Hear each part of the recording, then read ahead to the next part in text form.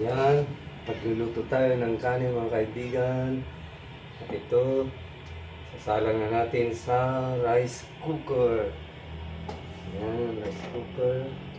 Click at nilagay po natin itong dahon ng pandan. Ayan, nilagyan natin dahon ng pandan para mas masarap, mas mabango at malasa at malinamnam at masarap ang pagkakain natin. Yes, masarap kumain kapag may pandan kasi mabango siya at maganda sa ating katawan. May health benefits may bibigay sa ating katawan. Ayan, ilagay na natin ang pandan, pampabango, pagpalasa at mas malinamnam, malibuyat ang ating kanin.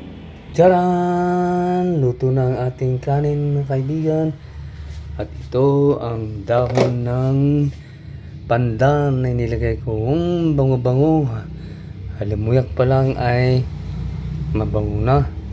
Ang sarap kumain pag ganitong may pandan. Ang pandan na may kanin. Yay! Sarap! Thanks for viewing!